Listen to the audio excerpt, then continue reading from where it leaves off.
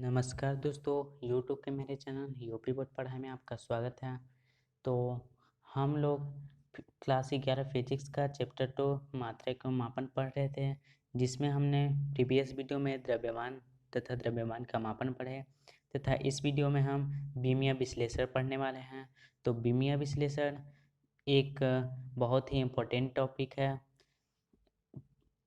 यह हम हमेशा एग्जाम में पूछा जाता है, तो इसको आप लोग ध्यान से पढ़िएगा। अगर वीडियो अच्छी लगे तो लाइक ज़रूर करिएगा तथा अपने दोस्तों में जितना से जितना हो सके शेयर करिएगा। तो चलिए वीडियो को स्टार्ट करते हैं। तो हमारा जो आज का टॉपिक है वह है विमीय विश्लेषण। तो विमीय विश्लेषण में सबसे पहले हम जानेंगे कि विमा क्या होती है।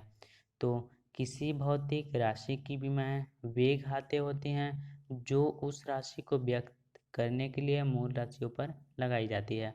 मतलब कि जो बीमा है वह मूल राशियों पर घात के रूप में लगाई जाती है कि वे वे भौतिक राशि मूल राशियों से किस प्रकार बनी हैं। तो मूल राशियों के लंबाई के लिए हम बीमा एल बड़े कोष्ठक में बीमा एम एल तथा समय की बीमा बड़े कोष्ठक में टी, द्रव्यमान की बीमा बड़े कोष्ठक में एम, विद्युत धारा की बीमा बड़े कोष्ठक में ए, ताप की बीमा बड़े कोष्ठक में थीटा, ज्योति तीव्रता की बीमा बड़े कोष्ठक में सी डी, पदार्थ की मात्रा की बीमा बड़े कोष्ठक में एम ओ एल से प्रदर्शित करते हैं। मतलब कि जितने भी हमारा मूल राशि है उसके जो अगर हम लंबाई का इंग्लिश लिखें तो हमारा लेंथ होगा, उसका पहला अक्षर लिया गया है। समय का टाइम होगा, उसका पहला अक्षर लिया गया है। द्रव्यमान का मॉस होगा, उसका पहला अक्षर लिया गया है। इसी प्रकार जो विद्युत धारा का है उसमें हमारा विद्युत धारा का मात्रक एम्पियर होता है, इसलिए हमको ए लिया गया है। तो इसी प्रकार जो मूल राशियों के विमाएँ हैं वह एल हैं, टी, एम, ए यह सभी हैं। तो बीमा को वर्ग कोष्ठक से प्रदर्शित करते हैं। मतलब कि अगर आपको कहीं भी बड़े कोष्ठक में मूल राशि देखने को मिलेंगी, मतलब कि वहाँ बीमा है। तो अब देखते हैं विमीय विश्लेषण क्या होता है। तो एम एल टी के रूप में किसी भी भौतिक राशि को प्रदर्शित करना विमीय विश्लेषण कहलाता है। मतलब कि अगर हम विमा को एम एल टी के रूप में प्रदर्शित करेंगे, मतलब कि उसमें द्रव्यमान होना चाहिए, लंबाई तथा समय, इन तीन मूल राशियों के रूप में प्रदर्शित करते हैं, तो वह विमीय विश्लेषण कहलाता है। तो उदाहरण देख लेते हैं। यहाँ है आयतन की विमा। तो आयतन जो हमारा होता है उसका बराबर होता है लंबाई गुणा चौड़ाई गुणा ऊंचाई। मतलब कि लंबाई के लिए हमारा जो विमा है वह है एल बड़े कोष्ठक में, तथा जो चौड़ाई है वह भी एक प्रकार की लंबाई ही है। मतलब कि अगर हम अगर हम चौड़ाई को लिखते हैं तो लिखते हैं 4 मीटर तथा लंबाई को लिखते हैं उसको भी हम 5 मीटर लिखते हैं। मतलब दोनों का मात्रक सेम है, इसीलिए हम कह सकते हैं कि जो चौड़ाई है वह भी एक प्रकार की लंबाई होती है। इसीलिए इसके लिए भी हम एल बीमा का प्रयोग करेंगे तथा ऊंचाई भी एक प्रकार की लंबाई होती है, इसलिए इसको हम कैपिटल एल से प्रदर्शित करते हैं। मतलब कि हमारा बीमा हो जाएगा टी बराबर L three sorry L into L बराबर हमारा हो जाएगा कैपिटल एल का घात में 3। मतलब कि हमारा जो बीमा हो जाएगा वह हो जाएगा एल थ्री। तो इसको हम जब विमीय विश्लेषण करेंगे तो हमको विमीय विश्लेषण में एम एल टी के रूप में लिखना है। तो हमारा एल का घात में है 3, लेकिन इन दोनों के घात में अगर हम छोड़ दे ऐसे ही मतलब कि एक एक हो जाएगा, लेकिन यह होना नहीं चाहिए, इसीलिए हम इनके घात में 0 0 लगा देते हैं। मतलब कि अगर हम 0 0 लगाते हैं तो इनका कोई वैल्यू नहीं रहता है। इसीलिए हम जो आयतन के विमीय विश्लेषण करते हैं तो जो विमीय सूत्र होता है वह हो जाएगा हमारा m0 l3 t0। अब हम चाल की विमा निकालते हैं। तो चाल बराबर हमारा होता है दूरी बटा समय। तो दूरी के लिए, दूरी भी एक प्रकार का लंबाई है, तो लंबाई के लिए हम एल का प्रयोग करते हैं तथा जो समय है उसके लिए हम टी का प्रयोग करते हैं। तो हमारा हो जाएगा एल बटा टी, वर्ग कोष्ठक में मतलब कि बड़े कोष्ठक में। तो इसमें हो जाएगा जब टी ऊपर जाएगा तो जब टी नीचे टी की घात में 1 है तो ऊपर जाने पे टी का घात में -1 हो जाएगा, मतलब कि एल टी -1। इसको हम एम एल टी के रूप में लिखेंगे तो हमारा हो जाएगा m0 एल टी -1। तो यहाँ हमारा m0 का कोई मान्य नहीं है तो हमारा आ जाएगा एल टी -1, इसीलिए हम m0 एल टी -1 लिखे हैं। तो अब हमारा आता है घनत्व की विमा। तो घनत्व बराबर होता है हमारा द्रव्यमान बट्टा आयतन। तो द्रव्यमान का हमने निकाला था, सॉरी, जो हमारा द्रव्यमान है उसका हमारा होता है m, मतलब कि जो द्रव्यमान की विमा होती है वह होती है m, तथा जो आयतन का हमने ऊपर निकाला था L3, तो हमारा हो जाएगा L3 जब ऊपर जाएगा तो जो घात में 3 है वह माइनस में हो जाएगा, तो ml-3 बराबर, इसको हम mlt के रूप में लिखते हैं, तो mt0 L3 L-3, तो इसको हम इस प्रकार लिखते हैं ml-3 T0, जहाँ यहाँ T0 का कोई मान्य नहीं है। तो आगे बढ़ते हैं, तो यहाँ है विमीय सूत्र। तो विमीय सूत्र में, विमीय सूत्र किसी भौतिक राशि का विमीय सूत्र वह व्यंजक है जो यह बताता है कि वह भौतिक राशियों द्वारा किस प्रकार व्यक्त होती है, मतलब कि जो वह भौतिक राशि है वह मूल राशियों द्वारा किस प्रकार व्यक्त होती है। यहाँ पास एक शब्द छूट गया है, वह भौतिक राशि मूल राशियों द्वारा, मूल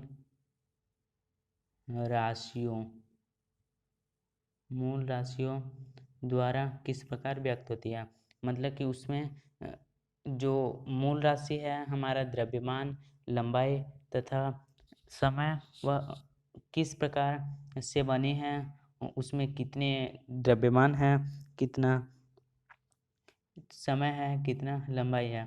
तो आयतन का जब हम देखते हैं तो आयतन का पीछे निकाले थे विमा m0l3t0, तो जब इसका हम विमीय सूत्र लिखते हैं तो m0l3t0, तो जो विमीय सूत्र होता है वह माने तो एक प्रकार का विमीय विश्लेषण ही होता है।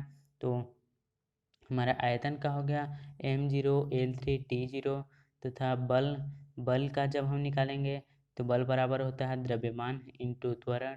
तो जो द्रव्यमान का होता है वह होता है जो द्रव्यमान बट्टे इंटू त्वरण होता है, तो द्रव्यमान के लिए हम m बीमा लेते हैं तथा त्वरण के लिए L-T-2 लेते हैं बीमा। तो हमारा जब बल का बीमा होता है वह हो जाता है m-L-T-2। तो यहाँ बल की बीमा है m-L-T-2, तथा चाल का जब बीमा निकालते हैं तो होता है m0L-T-1, तथा त्वरण का जब बीमा निकालते हैं तो हमारा होता है m0L-T-2। तो यह सब बीमा है दोस्तों, बहुत ही इम्पोर्टेंट है, तो इन सब को याद आप लोग कर लीजिएगा, क्योंकि ये सब न्यूमेरिकल में बहुत ही आपको सहायता करेगा। तो चलिए आगे चलते हैं। अब है हमारा विमीय समीकरण। तो विमीय समीकरण देखते हैं क्या होता है। तो विमीय समीकरण वह समीकरण है जो भौतिक राशि को वर्ग कोष्ठक में लिखे गए, मतलब जो भौतिक राशि है वह बड़े कोष्ठक वर्ग कोष्ठक में लिखा जाना चाहिए, विमीय सूत्र के बराबर रखने से प्राप्त होता है। मतलब कि कोई भी भौतिक राशि को हम बड़े कोष्ठक में लिखेंगे और उसके जो विमीय सूत्र है उसके बराबर रखेंगे तो हमारा वह विमीय समीकरण कहलाएगा। तो आइए उदाहरण के माध्यम से समझते हैं। तो यहाँ है भौतिक राशि, विमीय सूत्र तथा विमीय समीकरण। तो इसमें आयतन का पीछे हम लोगों ने विमीय सूत्र निकाला था, तो था M0L3T0। तो जो इसका विमीय समीकरण हो जाएगा वह बड़े कोष्ठक में आयतन बराबर M0L3T0 तथा बल बल का विमीय सूत्र यहाँ बल का विमीय सूत्र होगा वह होगा MLT-2। तो यहाँ पास आप लोग सुधार लीजिएगा MLT-2 होगा। तो बल बराबर M1L1T-2 या MLT-2 का हो जाएगा। तो जो चाल होगा चाल का विमीय सूत्र M0L1T-1। तो जो हमारा चाल का विमीय समीकरण हो जाएगा वह चाल वर्ग कोष्ठक में बराबर M0L-T-1। तो अब एक क्वेश्चन देख लेते हैं कि किस प्रकार से क्वेश्चन हमें पूछे जा सकते हैं। तो यहाँ है गुरुत्वाकर्षण नियतांक जी की विमीय सूत्र व विमीय समीकरण प्राप्त कीजिए। मतलब कि हमको जो गुरुत्वाकर्षण नियतांक जी है उसका विमा निकालना है, विमीय सूत्र निकालना है तथा विमीय समीकरण निकालना है। तो हम देखते हैं न्यूटन के गुरुत्वाकर्षण नियम से। तो न्यूटन का गुरुत्वाकर्षण नियम क्या है? यह बराबर कैपिटल एम स्मॉल एम बटा आर स्क्वायर।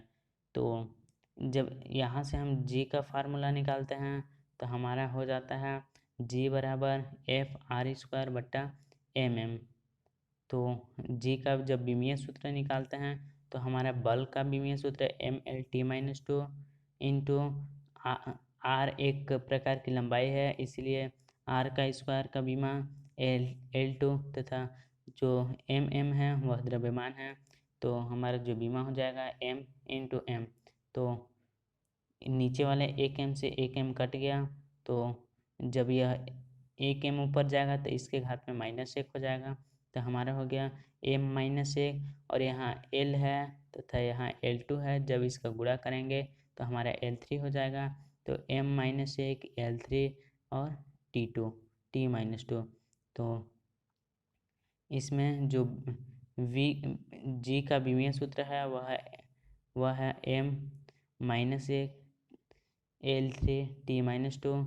अब जी की जो विमा है वह द्रव्यमान में -1 है, मतलब द्रव्यमान के लिए वहाँ -1 है तथा जो लंबाई में है वह 3 है। तो लंबाई में 3 तथा समय में -2। तो हमने आपको ऊपर बताया था कि जो विमाएँ होती हैं वह मूल राशि के ऊपर लगाई गई घात होती है। तो यहाँ है द्रव्यमान में के ऊपर -1 घात लगा है तो द्रव्यमान में -1 हो जाएगा, लंबाई में -3 तथा समय में -2। अब जो जी के विमीय समीकरण है वह हो जाएगा वर्ग कोष्ठक में जी बराबर विमीय सूत्र M-1 L3T-2। तो आई होप आपको विमीय समीकरण समझ में आया होगा। तो अगर वीडियो अच्छी लगी हो तो लाइक ज़रूर करें। Thanks for watching the video. Thank you.